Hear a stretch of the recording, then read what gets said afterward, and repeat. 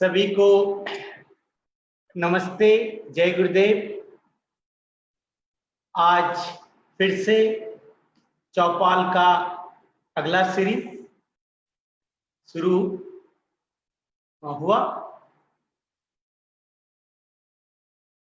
आज हम सबके साथ आज के चौपाल के कार्यक्रम में महाराष्ट्र से सोमनाथ आवाजी हैं, जो आर्ट ऑफ लिविंग में 20 वर्षों से हैं और इनके पास आदर्श गांव बनाने का बहुत अच्छा अनुभव है। आपने महाराष्ट्र के कई जिलों में वाईएलटीपी का प्रशिक्षण दिया है। आप एक मास्टर ट्रेनर है। अपने गांव के स्तर पर होने वाले कई विभिन्न परियोजनाओं में इनका संचालन सोमनाथ जी ने ही किया है, जिससे गांव का आदर्श गांव का दर्जा भी प्राप्त हुआ। और इनका प्रयास होता है कि हर एक गांव को उन गांव वालों को इन्वॉल्व करके कैसे वहां एक आय का स्रोत निकाला जा सके। इस दिशा में अपने कई प्रयास भी किए। आपके द्वारा प्रशिक्षित कई युवा वर्तमान में आदर्श गांव बनाने के कार्य में लगे हुए। कुछ तो इस उपलब्धि को छूने के करीब और कुछ मुख्यमंत्री से सम्मान भी प्राप्त कर चुके। तो आइए हम सब सोमनाथ आवाजी को आज सुनते हैं, जानते हैं और उनके उपलब्धियों को दूसरों को तक पहुंचाते हैं, जिससे कि वो भी प्रेरित हो। तो सबसे पहले मैं सोमनाथ जी का यहाँ पे स्वागत करना चाहता हूं इस चौपाल कार्यक्रम में। सोमनाथ जी, हम लाइव हमारा कार्यक्रम चल रहा है, हमें लाइव देख रहे हैं फेसबुक में सभी।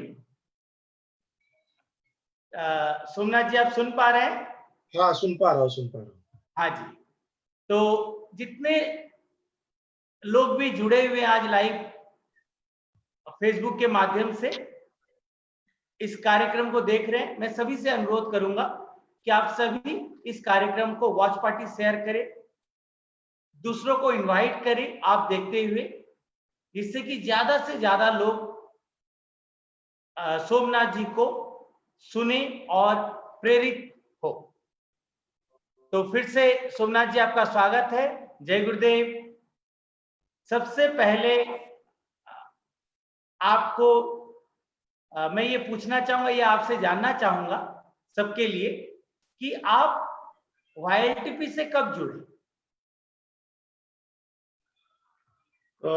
जून 99 में जब मैं कॉलेज पढ़ रहा था, आईटीआई कर रहा था मैं, तब मैं नवचेतना शिविर के माध्यम से वाईएलटीपी से जुड़ा। पहला तो मैंने नवचेतना शिविर किया और नवचेतना शिविर में मुझे जो अनुभव हुआ, मेरे हाथ पांव उधर ही टेढ़े मेढ़े हो गए और मुझे बहुत अच्छा लगा।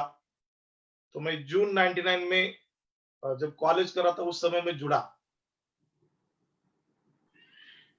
ये एक बहुत अनोखी बात अभी सामने निकल के आई आपसे सुनकर कि आप गांव में जो नवचेतना शिविर हुआ उस कार्यक्रम से आप प्रेरित होके आगे बढ़े और वाईएलटीपी किया। यस। और आज आप महाराष्ट्र के अच्छे मास्टर ट्रेनर्स में से एक ट्रेनर है। ये बहुत बड़ी बात है सोमनाथ जी। तो आप वाईएलटीपी करने के बाद क्या आपको ऐसे प्रेरणा लगी कि आपको लगा कि मैं आगे सेवा में जुड़ जाऊं? मतलब वाईएलटीपी के बाद जब मैंने नवचेतना शिविर गांव-गांव में करना शुरू किया और नवचेतना शिविर में लोगों के जो दुख दर्द थे, जैसे किसी का सर दर्द था, किसी की पीठ दर्द था। एक दो एग्जांपल मैं आपको देना चाहूंगा। जब मैंने नवचेतना शिविर लेना शुरू किया तो संगमनेर तहसील में जवळे कडलक नाम का एक गांव है। उस गांव में एक महिला के हाथ ऐसे टेढ़े, मतलब ऐसे टेढ़े हो गए थे। जब उन्होंने भस्त्रिका प्राणायाम किया, ओंकार किया, राम ध्यान किया, तो उनके हाथ एकदम सीधे साधे हो गए। जो माँ अपनी बेटी के लिए खाना पका नहीं पाती थी, जैसे उन्होंने नवचेतना शिविर किया तो खाना पकाना शुरू कर दिया उन्होंने। उनके हाथ अच्छे बन गए। और उनके घर में जो माहौल बिगड़ चुका था उनकी वजह से, तो नवचेतना के माध्यम से उनका पूरा जीवन ही चेंज हो गया। तो मुझे लगा कि नहीं, ऐसे एग्जाम्पल बन रहे तो मुझे ये नवचेतना शिविर लेना चाहिए। ऐसा ही एग्जाम्पल जलगांव डिस्ट्रिक्ट में गाड़ेगांव नाम का गांव है।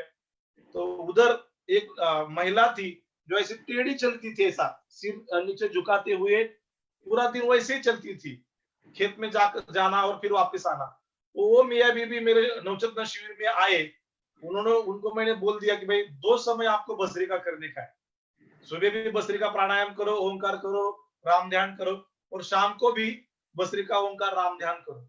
वो लगातार मैंने उनको बोला 90 दिन करना है, 3 महीना आपको ये करना ही है, कम से कम 41 डेज करना है। तो 41 डेज करने के बाद वो सीधी चलने लगी, मतलब जो टेढ़ी चलती थी औरत वो सीधी चलने लगी। तो ये इस तरह से छोटे छोटे किस्से ये नवचेतना शिविर में लोग आने से उनके जीवन में बदलाव हुआ।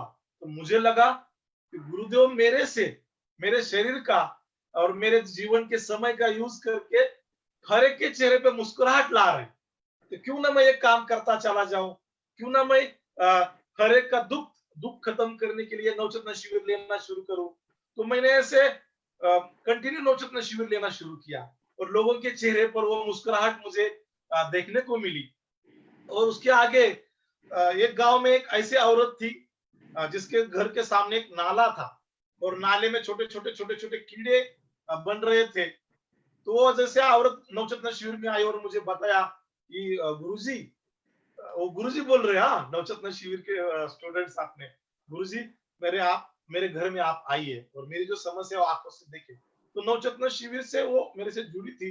मैं उनके घर गया और घर के सामने जो नाला था, तो वहां पे हम लोग ने नाला को खत्म करने के लिए एक सोप पिट तैयार किया। और सोप पिट तैयार होने के कारण उसके नाले में जो कीड़े बन रहे थे वो कीड़े घर में आ रहे थे। तो सोप पिट के कारण वो कीड़े खत्म हुए, नाला भी खत्म हो गया। वही एग्जाम्पल उस बुजुर्ग औरत ने नवचेतना शिविर में कहा, तो उस गली का पूरा नाला ही खत्म हो गया। मतलब नवचेतना शिविर करवाने से गटर मुक्त गांव हो गया, नाला मुक्त गांव हो गया, मच्छर मुक्त गांव हो गया। वो मच्छर नहीं बनती थे, मक्खी नहीं बनती थी, कीड़े नहीं बनते थे। तो ये नवचेतना शिविर से मैंने जो परिवर्तन देखा, नवचेतना से परिवर्तन आ रहा कृष्णा है। जी, आप चूंकि युवाचार्य बने, फिर नवचेतना शिविर लिया, गांव में इतना बदलाव आया, तो आप शुरू से ही पूर्णकालीन हुए, फुल टाइमर बन के आपने सेवा देना शुरू किया? हाँ, 1 अगस्त 2001 से मैं फुल टाइम सेवा में शुरू हुआ। 1 अगस्त 2001 से। तो आपके जो परिवार के लोग, चूंकि आप स्टूडेंट लाइफ से ही जुड़ गए और फिर जरूर घर में आपके ऊपर एक अपेक्षाएं होगी कि आप कुछ इनकम करें, घर का भी सपोर्ट करें, तो आपने कैसे बैलेंस किया? घर में कोई ऑब्जेक्शन नहीं आया क्या? अगर आया तो आपने बैलेंस कैसे किया ये सेवा और घर का जो जिम्मेदारी? मेरे पिताजी जहाँ पे काम कर रहे थे, तो वो साहब जी जो थे, उन्होंने मेरा नवचेतना शिविर कंडक्ट किया। और वो साहब जी का जो सर दर्द था, माइग्रेन का प्रॉब्लम था उनको, तो माइग्रेन का प्रॉब्लम उनका खत्म हो गया। और वो मेरे पिताजी से बोल रहे कि देखो आपका जो लड़का है ना, वो हमारे गुरुजी है अब। तो मेरे पिताजी मुझे बोल रहे हैं कि भाई तू बहुत बढ़िया काम कर रहा है, बट उसके पहले उनका जो साइकोलॉजी था, वो बोल रहे थे कि जॉब करना चाहिए, नौकरी करनी चाहिए, फिर जिम्मेदारी लेनी चाहिए। बट उनके साहब ने उनको जो बोला, तो उससे वो बहुत खुश हो गए और ऑटोमेटिकली उन्होंने मुझे सपोर्ट करना शुरू किया। और उनके जो मन में था कि मेरा लड़का कुछ अच्छा कर रहा है, तो इसके कारण वो विरोध नहीं कर पाए। और उनको लगा कि नहीं, अच्छा चल रहा है तो मैं भी उसको सपोर्ट करूं। इस तरह से घर वालों ने मुझे सपोर्ट करना शुरू किया। तो पूरे घर वालों का रजामंदी से आप ये सेवा कंटिन्यू कर रहे हैं। यस। बहुत बढ़िया। आप कैसे लोगों को इतने अच्छे तरीके से अपने साथ जोड़ के उनके सहभागिता से आप गांव में बदलाव लाते हैं, उसके बारे में बताएं। देखो, पहले तो मैं उनके साथ चर्चा करता हूँ, भाई आपका नाम क्या है, आपकी बीवी का नाम क्या है, आपके माँ का नाम क्या है, आपके पिताजी का नाम क्या है। ऐसे बोलते बोलते मैं उसको बोलता हूँ आपकी हॉबीज क्या है, आपको क्या जीवन में अच्छा लगता है, कौन सी किताबें अच्छी लगती है पढ़ने के लिए, कौन सी पिक्चर आपको अच्छी लगती है देखने के लिए। तो इस तरह से लोगों के अंदर अंदर अंदर फिर वो आपको जीवन में आपके जीवन का कुछ दुख भरी कहानी बताओ, आपके जीवन के कुछ अच्छे सीन बताइए। इस तरह से वो और मेरा, उनका और मेरा एक लगाव बनता था, बिलोंगिंग और बढ़ता था। और जैसे उनका बिलोंगिंग बढ़ता था, तो वो मेरे से जुड़ते थे और उनको लगता था कि यही बंदा है, हमारी कुछ बातें सुन रहा है। तो मैं लोगों की पहले सुनता था, बाद में उनको मैं अच्छी बातें बताता था। तो आप सुनने गांव के में कारण रहकर ही आप गांव में रहकर ही ये कार्य क्या करते थे? जिस गांव का मान लीजिए आप डेवलपमेंट का काम करते थे, आप अपने घर से माने वहां से यात्रा करते थे, घर से आकर गांव में, या गांव में ही रुकते थे? मैं गांव में ही रुकता था। कुछ गांव में मैं मतलब जैसे 2001 से मैं बाहर निकला था, अभी तक बाहर ही हूँ। मतलब मेरे तहसील में मैंने बहुत गिना चुना काम किया है। मेरा तहसील छोड़ के, मेरा डिस्ट्रिक्ट छोड़ के मैं मतलब 18 साल में मेरा डिस्ट्रिक्ट छोड़ के काम कर रहा हूँ। अभी 20वां साल चल रहा है, तो मेरे डिस्ट्रिक्ट में मेरा 20वें साल में काम शुरू हो गया है, मेरे खुद के डिस्ट्रिक्ट में। अच्छा, तो पूरा मैं बाहर 18 ही 19 साल साल आप गया। पूरे बाहर ही रहकर काम किए। हाँ, पूरा फुल आपने टाइमर तो बाहर ही भगवान हूँ। राम जी का भी रिकॉर्ड तोड़ दिया, 14 साल का वनवास। बहुत बढ़िया। अ, आप कैसे युवाओं को जोड़ पाते थे सोमनाथ जी? बड़ों को देखो, तो ठीक है, थोड़ा आध्यात्म का बात बताने पर, थोड़ा ध्यान कराने पर जुड़ जाते हैं। युवाओं को कैसे आप उनका सहभागिता को कैसे आप जीत पाते थे? मैं हर एक युवा को बोलता था कि देखो, ये मेरा गांव है, ये हमारा गांव है, मेरा गांव है, ये देश मेरा, ये राष्ट्र मेरा, ये संस्कृति मेरी है। जिस गली में मैं रहता हूँ वो गली मेरी है। वो बिलोंगिंग उनके अंदर मैं क्रिएट करता था। और बिलोंगिंग के साथ युवाओं की जो जरूरत है, रोजगार चाहिए, और वो रोजगार मेरे खेत में चाहिए, मेरे घर में चाहिए, मेरे गांव में चाहिए। तो नीड बेस, उनकी जरूरत के हिसाब से उनके अंदर मैं वो बिलोंगिंग क्रिएट करता था कि देखो भाई, तू यदि दूध का धंधा करेगा, दूध गाय संभालेगा, तो तुझे इतनी आमदनी मिल सकती है। जैसे कि 25 लीटर दूध निकालेगा, 20 लीटर दूध निकालेगा, तो तुझे दूध से आमदनी मिलेगी, तेरी जरूरत गांव में ही कंप्लीट होगी। और तुझ तेरे जैसे बहुत सारे युवा भी गांव में है, उनको भी जोड़ना चाहिए। क्योंकि माँ बाप को छोड़कर किसी सिटी में चले जाए और माँ बाप बूढ़े बाढ़े गांव में रहे, तो मैं नीड क्रिएट करता था उनके मन के अंदर, उनके विचारों के अंदर। तो जरूरत पैदा करने से जरूरत के हिसाब से बिलोंगिंग क्रिएट करता था, मतलब नीड बेस्ड बिलोंगिंग ये जो था। तो हर एक युवा के अंदर में उसको जाके मिलता था, आपकी जरूरतें क्या है, मैं पूरी लिस्ट बनाता था, उनकी जरूरत ये है। तो ये जरूरत को मैं, आपके पास कितना खेत है, वो खेत के साथ जोड़ता था, कितने जानवर है, जानवरों के साथ जोड़ता था। तो जरूरतों, युवाओं की जरूरतें क्या है वो समझकर उनके अंदर जरूरत के हिसाब से बिलोंगिंग क्रिएट करके उनको मैं जोड़ता था और उनकी कहानी तो सुनता आप था खुद उनके की। जरूरतों को समझते थे यस। और फिर वैसे आ, उसका कैसे समाधान हो पाएगा, वो जरूरतें कैसे पूरी हो पाएगी, जब उसका समाधान का आप कोई उपाय बताते थे, तब वो जुड़ जाते थे आपसे। यस। यस। अच्छा जी, तो बहुत उपायों में क्या बढ़िया। होता था, हम लोग जैसे बात करते थे तो उनको मैं वाईएलटीपी के साथ जोड़ता था।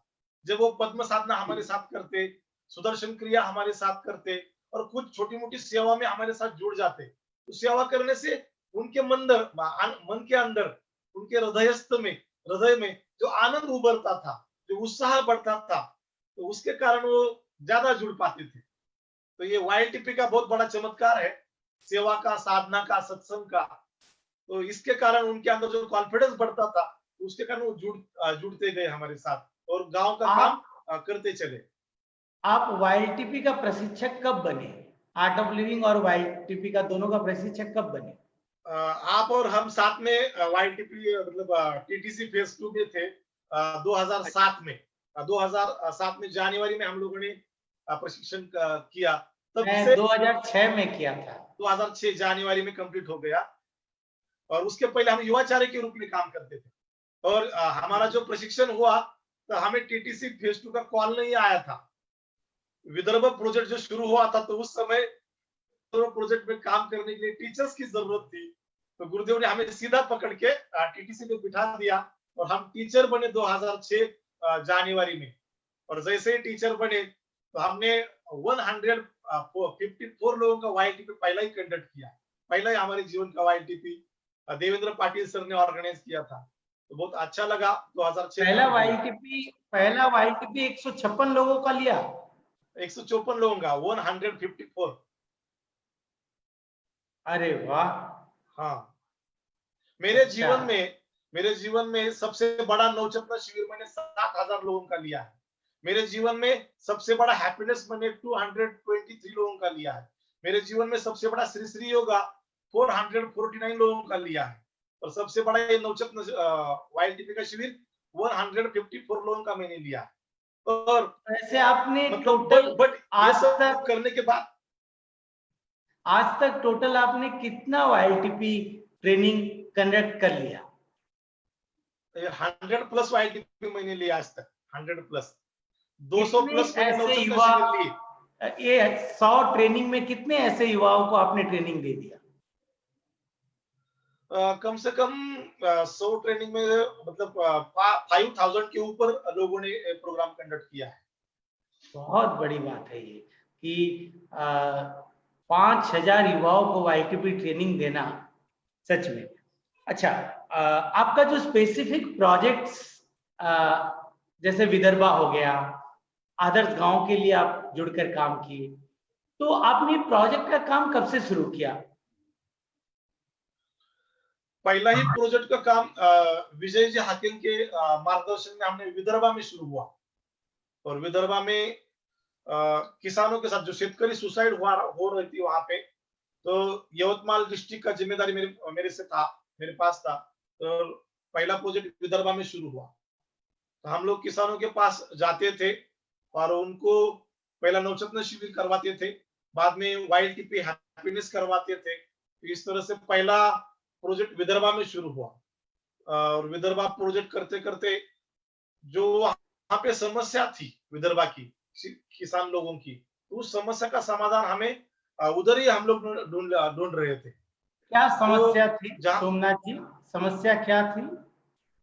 विदर्भा में शेतकरी सुसाइड की अलग अलग समस्या, जैसे बीज के लिए पैसा चाहिए था उन लोगों को, कर्जे के कारण वो सुसाइड कर रहे थे। कुछ गांव थे अकालग्रस्त गांव थे, तो पानी नहीं है इसके कारण वो सुसाइड कर रहे थे। तो शादी में ज्यादा खर्चा हो गया, कर्जा ज्यादा बढ़ गया, उसके कारण वो सुसाइड कर रहे थे। मानसिकता एकदम धस गई, उसके कारण वो सुसाइड कर रहे थे। तो अलग अलग कारण थे सुसाइड करने के। बट तो जैसे ही हम कैसे लोग उस गांव आप में लोगों गए ने कैसे उसका तो उनके समाधान अंदर किया? समाधान कैसे हम किया? लोगों ने पहले तो उनसे नवचेतना शिविर करवाया, बाद में हैप्पीनेस और वाईटीपी करवाया। बाद में उनकी जो खेती बाड़ी की जो समस्याएं थी, जैसे कि मैं जिस एरिया में काम कर रहा था, तो 100 मतलब 108 हमने फार्म पॉइंट बना के दिए 2 गांव में, ब्रह्मी और बहुत बोड़न नाम का गांव है। उस गांव में हम लोगों ने पानी का काम किया। कुछ गांव में हमने बीज का काम किया, सीड बैंक का काम किया। और कुछ हम लोगों ने नेचुरल फार्मिंग उनको सिखाई। कुछ गांव में हम लोग केचुआ खाद के बेड लगाए। तो इस तरह से उनको सपोर्ट किया हम लोगों ने कि खाद खुद बनाए, खुद का पेस्टिसाइड खुद बनाए, खुद का बीज बैंक खुद बनाए। और फार्म पॉइंट, पानी नहीं था कुछ एरिया में, फार्म पॉइंट बना के दिए हम लोगों ने। तो इस तरह से उनकी जो जरूरतें थी, जरूरतों के हिसाब से हम लोगों ने उनको सपोर्ट करना शुरू किया। और ध्यान करवाया, प्राणायाम करवाया, सुदर्शन क्रिया सिखवाई, सत्संग डेली होता था उधर, तो सेवा डेली चलती थी। तो उसके कारण उनके मानसिकता चेंज होती गई और उनके जो थॉट थे आत्महत्या करने के, वो चेंज होते गए। और हर एक के घर में हम लोग जाके उनके साथ बातचीत करते थे। इस तरह से उनके सुसाइड के थॉट चले गए। और कितने उनके सालों अंदर तक कितने सालों तक ये कार्य चला और कितने गांव में?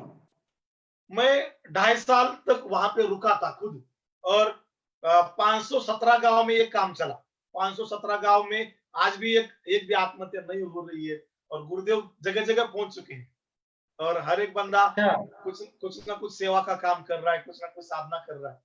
आप लोगों का कितने लोगों का टीम था जो आप लोग यवतमाल जो डिस्ट्रिक्ट में ये सेवा में जुड़े हुए थे, सोमनाथ जी? तो मेरे साथ जो टीम था मेरे यवतमाल डिस्ट्रिक्ट में, ये सिर्फ पहले तो 7 लोगों का टीम था, बाद में ये टीम बढ़ता गया। तो 27 लोगों का खाना मैं और मेरी बीवी पकाती थी, मेरे जो घरवाली है। तो 27 लोगों का टीम था, और टीम जिस गांव में हम लोग जाते थे उसी गांव में टीम क्रिएट करते थे। 27 लोगों का टीम एक गिना चुना था, तो गांव गांव में जाके उसी गांव का टीम क्रिएट करके उसी गांव में हम काम करते थे, और उसी गांव का टीम उधर ही छोड़ के फिर वापस चले आते थे। टीम क्रिएट करते करते चले गए हम लोग, और टीम बढ़ता गया। इस तरह का काम हम लोगों ने वहां पे अच्छा, किया। तो ये करीब 500 कुछ गांव में 2.5 साल आपने जिम्मेदारी लेते हुए इसको निभाया। कितने ऐसे किसानों के जीवन में बदलाव आया?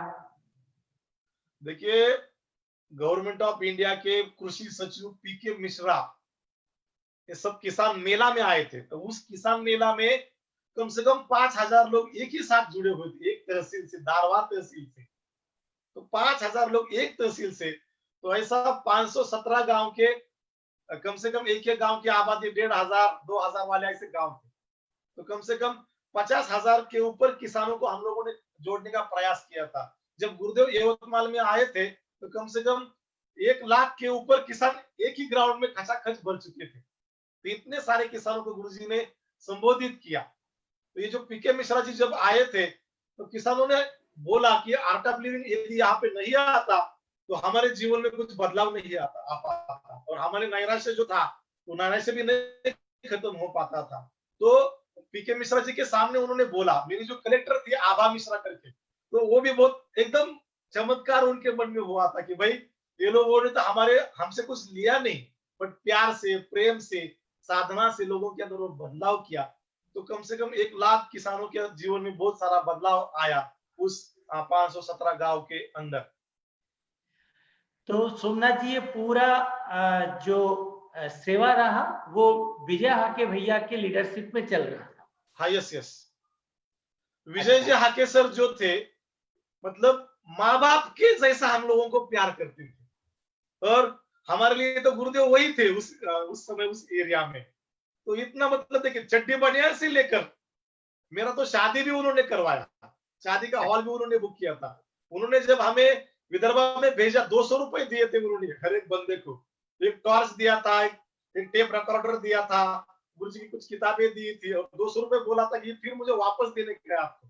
7 दिन हम लोग उस गांव में एक गांव में रुके थे। तो 7 दिन किसी गांव वालों ने हमें रिस्पॉन्स नहीं किया था, बट 7वें दिन के बाद जैसे कि अमिताभ बच्चन सामने चल रहा है और उसके पीछे पूरे गांव वाला चल रहा है, भाई हीरो हीरो की तरह।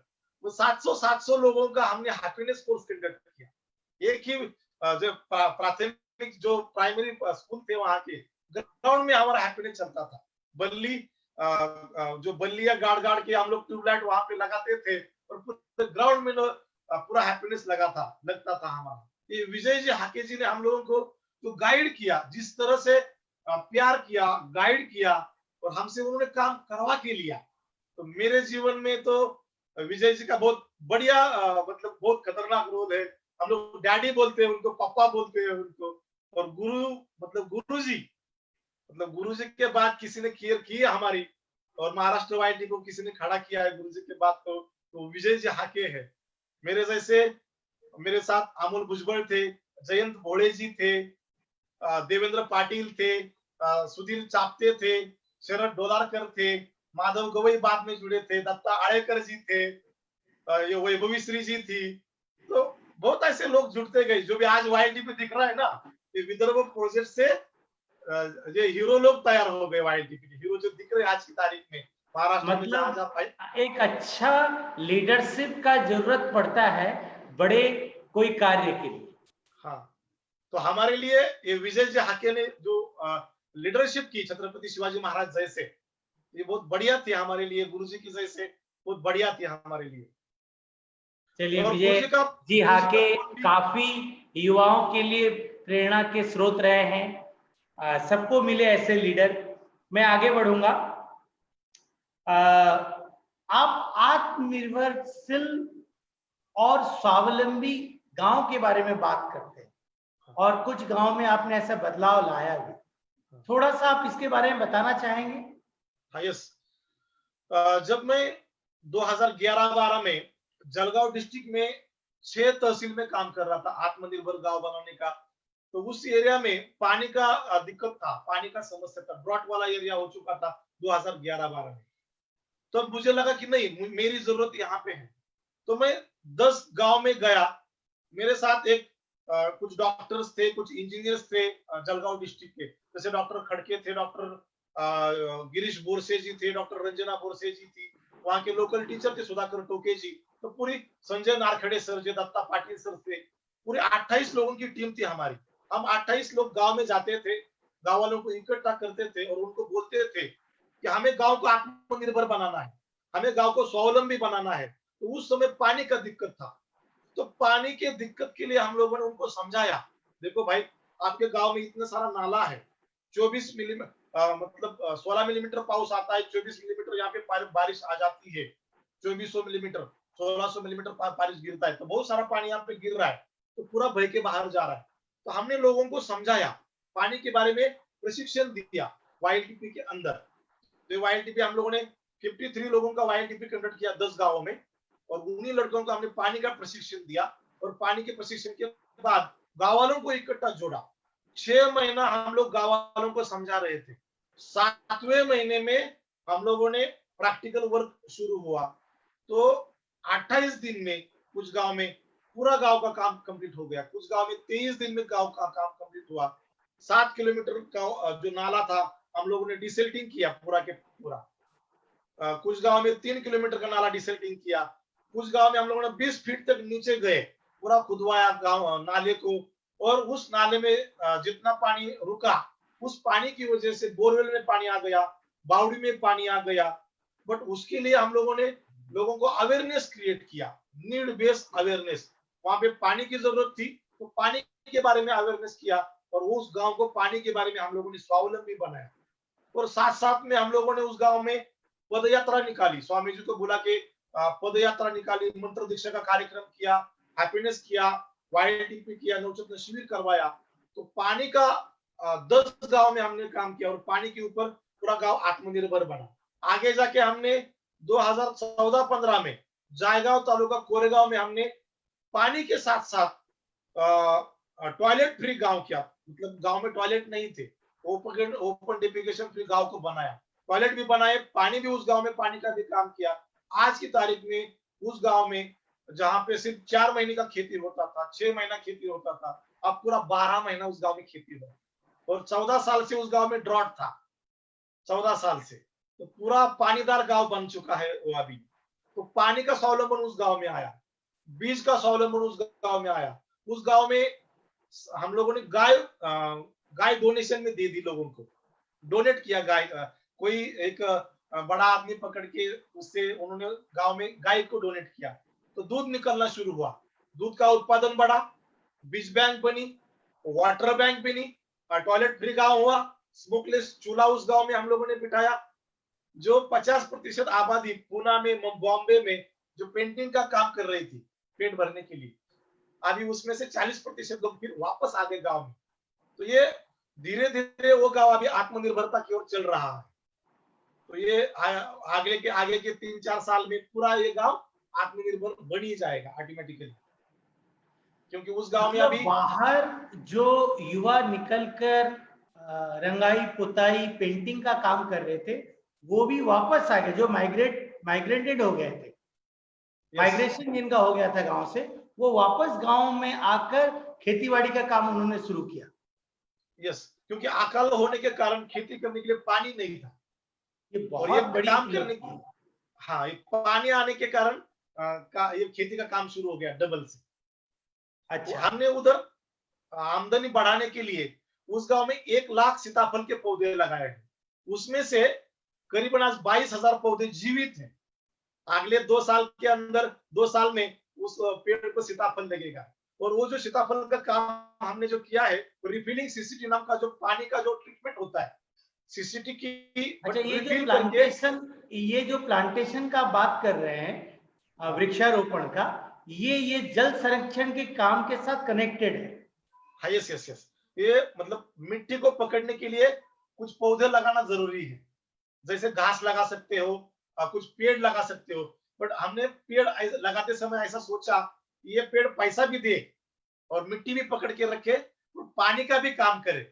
मतलब पानी का काम करने के लिए पेड़ एक कार्यकर्ता के रूप में हम लोगों ने वहां पे चुना, पेड़ को कार्यकर्ता के रूप में चुना, तो युवाचार्य के रूप में पेड़ को ही हमने वहां पे एस्टेब्लिश किया कि चलो पेड़ से पानी भी बचेगा, पानी पकड़ के रखेगा, मिट्टी पकड़ के रखेगा, और साथ में 3 साल के बाद ये फ्रूट भी देगा, उससे पैसा भी आएगा, आमदनी भी बढ़ेगी, इकोनॉमिक्स उससे बनेगा। कितना पेड़, ऐसे कितना वृक्षारोपण आपने करवाया उन गांव में सोमनाथ जी? तो जायगांव में हम लोगों ने 1 लाख सीताफल के पौधे लगाए, उसमें से 22,000 पौधे अभी जीवित है। 1 लाख? 1 लाख सीताफल के पौधे लगाए, उसमें से 22,000 पौधे जीवित है।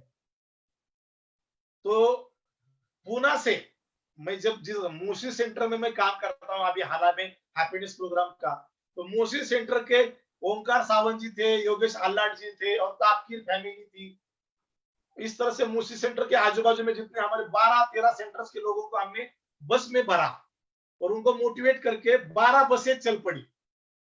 ये 12 बसेस भर के हम लोग उस जायगांव में लेके गए और एक ही दिन में हम लोगों ने 20,000 पौधे लगाए, एक ही दिन में। 20,000? गांव वाले पूरे गांव वाले साथ में थे और 6 महीने हम लोग गड्ढे खोद रहे थे, मुझे सीसीटी रिफिलिंग कर रहे थे। 6 महीना गड्ढा खोदने का काम चल रहा था और आगे के 15 दिन में हम लोगों ने पूरे पौधे लगाए वहां पे। जुलाई में हम लोगों ने पौधे लगाने का काम किया, तो बहुत तो अच्छा माहौल रहा था। इसके लिए सरकार ने तो बहुत हमको सराहा होगा, आपके कार्य को, गुरुदेव का इस कार्य को, ऑर्गेनाइजेशन को। हाँ, हमारी जो कलेक्टर है, मतलब कलेक्टर जब थी वहां पे, वो कलेक्टर साहिबा वहां पे आई थी और उन्होंने बहुत हमारी प्रशंसा की, आर्ट ऑफ लिविंग संस्था की प्रशंसा की, गुरु जी की प्रशंसा की बहुत उन्होंने। उन्होंने कहा कि जायगांव एक सीताफल वाला गांव बनेगा। जायगांव का नामकरण उन्होंने कर सीताफल का जायगांव, जायगांव मतलब सीताफल वाला जायगांव। उनको बहुत अच्छा लगा। गवर्नमेंट भी उस समय 23 करोड़ पौधे लगाना चाहती थी, तो उसमें से हम लोगों ने उनका बहुत बड़ा टारगेट अचीव किया था। तो गवर्नमेंट ने हमें बहुत सराहा और अच्छा हमको कोई प्रशंसा किया। सम्मान पत्र भी मिला, हमारे संस्था को, आपको इसके लिए कोई सम्मान पत्र से उन्होंने नवाजा? हाँ, हमारे युवाचारों को भी सम्मानित किया, उस गांव के सरपंच को भी सम्मानित किया, हमें भी सम्मानित किया, संस्था को भी उन्होंने सम्मानित किया और उस गांव में सीएम ने भी सम्मानित किया हमें। जो भी पानी का काम उस गांव में हुआ, तो पानी का काम के लिए सीएम ने हमें सम्मानित किया। 2 साल लगातार सीएम हमें सम्मानित करते रहे उस गांव को।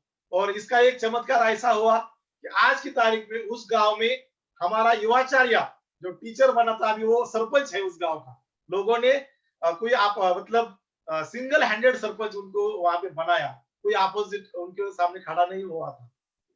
अच्छा, ऐसा अच्छा काम मतलब वहां पे हुआ। हमारे युवाचार्य की जो सेवा कार्य रहा, उस कार्य से लोगों ने बिना कोई कॉन्टेस्ट का उनको ग्राम प्रधान या सरपंच चुना। यस, मतलब कोई अपोजिटर खड़ा नहीं हुआ उनके सामने। हर एक बंदे ने उनको चुन के दिया और अभी गांव का सरपंच के रूप में वो अभी भी काम चल रहा है। सुबह सुबह उस गांव में मैंने फोन किया था आज कि सीड बॉल बनाने का काम चल रहा है अभी, क्योंकि बारिश का सीजन नजदीक आ रहा है। सीड बॉल बना के बच्चों का टूर्नामेंट होगा, जो सीड के बॉल फेंकने का पूरे पहाड़ पे जाके, उस हिली एरिया है वहां पे, तो ये टूर्नामेंट रहेगा सीड बॉल का फेंकने का बारिश के सीजन में। तो और पौधे वहां पे बढ़ेंगे। ये सुबह मैंने फोन किया क्योंकि आज मेरा ये चौपाल था, तो मैंने फोन करके पूछा। दूसरा मैं उस गांव का एग्जाम्पल बताऊंगा कि हमारा संजू महाराज उस गांव के जो है, उन्होंने एक एक खेत में 30 प्रकार की सब्जियां की है। 30 प्रकार की सब्जियां की एक ही खेत में, और नजदीक के बाजार में, मार्केट में वो जाते हैं, खुद के गांव में भी बेचते हैं वो सब्जियां और नजदीक के मार्केट में जाते हैं।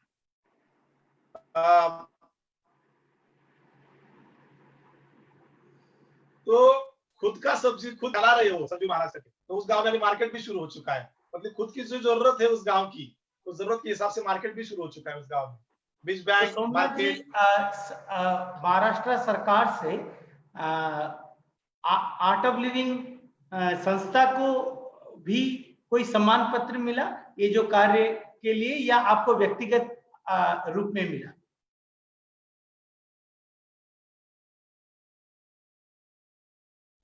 मुझे व्यक्तिगत रूप में नहीं मिला, पूरे गांव को मिला।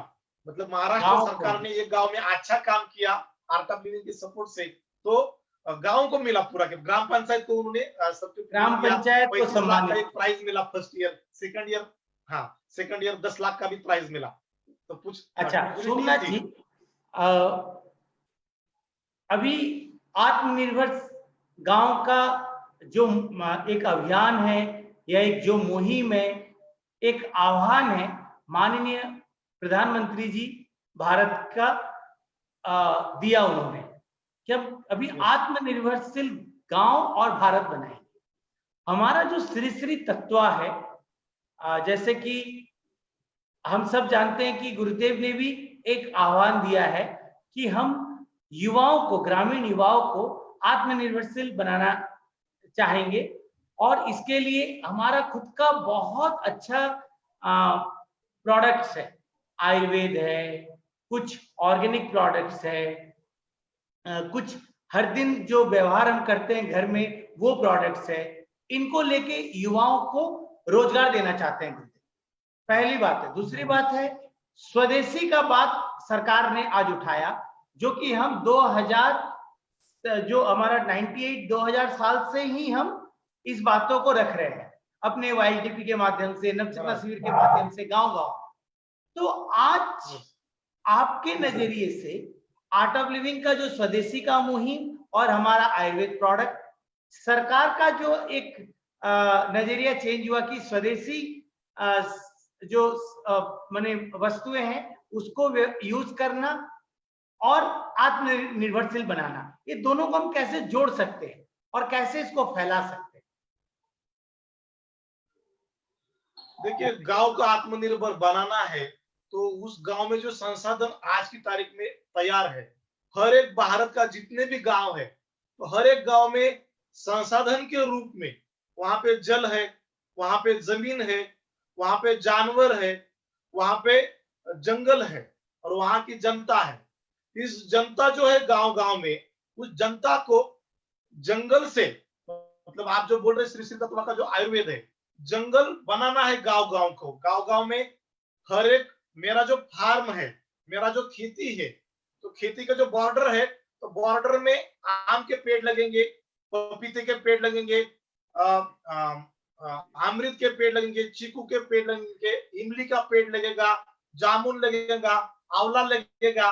तो इससे क्या होगा, आमदनी बढ़ेगी, इसका प्रोडक्शन ज्यादा होगा, फ्रूट्स के पेड़ का प्रोडक्शन ज्यादा होगा, तो उधर आमदनी बढ़ेगी, तो इससे वो धीरे धीरे आत्मनिर्भर बनेगा। साथ साथ में जानवर उस गांव में है, तो अच्छे नस्ल के जानवर तैयार करना, अच्छी नस्ल की गाय तैयार करके, जो गाय आज में 2 लीटर दूध दे रही है वो 5 लीटर दूध दे देगी, और ये गांव में है 500 लीटर दूध आज निकल रहा है, तो उसी गांव में 10,000 लीटर दूध निकलना चाहिए, 5,000 लीटर दूध निकलना चाहिए।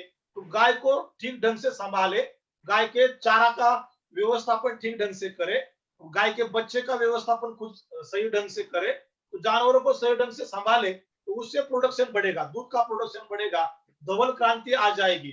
साथ साथ में जो भी जमीन हमारे पास है, तो उस जमीन में मल्टी क्रॉपिंग पैटर्न लाया जाए, और यदि मल्टी क्रॉपिंग पैटर्न लाएंगे तो उससे भी आमदनी बढ़ेगी।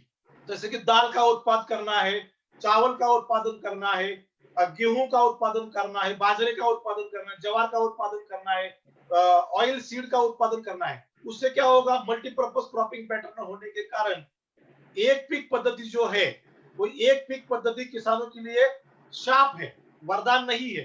तो मल्टीपर्पज क्रॉपिंग पैटर्न से आमदनी बढ़ेगी, मतलब जमीन का ठीक ढंग से व्यवस्थापन करे, बुआई का ठीक ढंग से व्यवस्थापन करे, साथ में जानवर और साथ में जंगल भी बन गया, और जितना भी पानी हमारे गांव में आज की तारीख में है, उपलब्ध पानी के हिसाब से जमीन व्यवस्थापन, प्रोडक्शन का व्यवस्थापन, बुआई का व्यवस्थापन, जानवरों का व्यवस्थापन, ये सबका कोऑर्डिनेशन होके जो भी गांव में जनता है, युवा लोग है, उनको ये समझाया जाए कि ये हमारे संसाधन यही है और उन्हीं के ऊपर प्रक्रिया उद्योग करके उस गांव को स्वावलंबी बना सकते हैं। और साथ में श्री श्री योगा में जितने भी श्री श्री तत्वा में जितने भी आयुर्वेदिक चीजें बन रही है, दवाइयां बन रही है, उसके लिए रॉ मटेरियल गांव से चला जाए और वो दवाई गांव गांव में बेची जाए। हर एक घर में जाकर तो दवाई के बारे में अवेयरनेस किया जाए। नीड जो जरूरत है आयुर्वेदिक दवा की, देखो जो खाना खा रहे वात दोष, पित्त दोष, कफ दोष, दोषों के हिसाब से खाना होना बहुत जरूरी है। उसी हिसाब से आयुर्वेद को भी यूज करना जरूरी है। तो हर एक को श्री श्री तत्व को जीवन में उतारना जरूरी है। तो ये यदि हम लोग युवाओं को समझाएंगे तो हर एक युवा आगे चल पड़ेगा, श्री श्री तत्व का भी बढ़ सकता है, गांव भी स्वावलंबी होगा, वो युवा भी स्वावलंबी होगा। मतलब जल, जंगल, जमीन, जनता और जानवर का कोऑर्डिनेशन हुआ उस गांव में, गांव आत्मनिर्भर बनते बनते युवा भी स्वावलंबी हुआ। तो भारत को यदि स्वावलंबी बनाना है तो भारत के हर एक गांव में ये 5 संसाधन बहुत मात्रा में आज अवेलेबल है, उसको 2 गुना बढ़ाना है। कुछ गांव में, कुछ तो गांव में उसको सोमनाथ 10 जी, गुना बढ़ाना है। हम ऐसे बोल सकते हैं कि आप जैसे बोल रहे हैं गांव का जो संसाधन है, लोकल जो रिसोर्सेस है, उसको अच्छे से उपयोग किया जाए। Yes. और वहां से जो फसल या उपज निकले वो बेंगलोर आश्रम उसको खरीदे, वहां से जो प्रोडक्ट बने अपने श्री श्री तत्वा से वो वापस गांव में जाए और अपने युवाचार्य को थ्रू उसका मार्केटिंग। इससे क्या होगा, गांव में एक मोटिवेशन भी मिला ऑर्गेनिक प्रोडक्ट्स को पैदावारी के लिए, उसका मार्केटिंग हमारे आश्रम के थ्रू हो गया, फिर उससे प्रोडक्ट बनी और वापस वो गांव-गांव में जाके बिका या शहरों में भी बिका। Yes. आपका अभिप्राय यही है, एक inter connection? Yes, inter connection होना है। और गांव की जरूरतें क्या है, मतलब जरूरत के हिसाब से, जैसे गांव की जरूरत है दाल है, गांव की जरूरत तेल है, गांव की जरूरत चावल है, गांव की जरूरत आयुर्वेद है, गांव की जरूरत। तो गांव की जरूरत के हिसाब से गांव का कोऑर्डिनेशन बना के आरडब्ल्यूई संस्था के साथ, आश्रम के साथ टाई अप करके वो गांव-गांव में चला जाए, हर एक सिटी में आ जाए। तो ये अंतर्गत कोऑर्डिनेशन से ये बात बन सकती है और बहुत कम समय में पूरे भारत देश आत्मनिर्भर बन सकता है, स्वावलंबी बन सकता है। ये सिर्फ वाईएलटीपी से मुमकिन है, जो वाईएलटीपी ये कर सकता है। कर्मयोग का शिविर भी एक शिविर से ही होगा। तो आओ चले कर्मयोगी बने, ऐसा मैं कहूंगा, सबको मैं आह्वान करूंगा, सबने कर्मयोग शिविर में आना चाहिए। समय हमारा खत्म हो गया, फिर भी आखिरी में सोमनाथ जी सभी के लिए एक अगर कुछ संदेश देना चाहेंगे कर्मयोग आर्ट ऑफ लिविंग परिवार के तरफ से, बेंगलुरु की तरफ से, आप क्या देना चाहेंगे संक्षिप्त में? कृपया बताएं। देखो, मैं चलूंगा तो मेरी गली चलेगी, मेरा घर चलेगा, मेरा देश चलेगा, मेरा धर्म चलेगा, मेरा राष्ट्र चलेगा, मेरा देश चलेगा। तो पहले मुझे चलना चाहिए।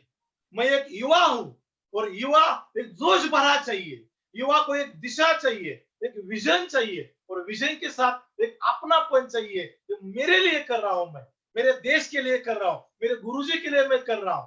मैं तो मेरापन, अपनापन, मेरी संस्था, मेरा गांव, तो मुझसे ये सब हो सकता है। तो मुझे चलना चाहिए, तो मेरे चलने से मेरा गांव बदलने वाला है और मेरा देश बदलने वाला है। तो मैं सबको एक रिक्वेस्ट करूंगा, इस चौपाल के कार्यक्रम में मुझे जो यहाँ पे बुलाया, तो मैं आपको बहुत बहुत धन्यवाद दूंगा और सबको यही आह्वान करूंगा, आओ चले इस देश को बनाए। ये देश को सोने की चिड़िया यदि कोई बनाएगा तो ये मेरे से होगा, ये शुरुआत मुझसे होगी। आओ चले मुझसे शुरुआत करें। जय गुरुदेव। आखिरी में मैं बोलूंगा, भारत माता की जय।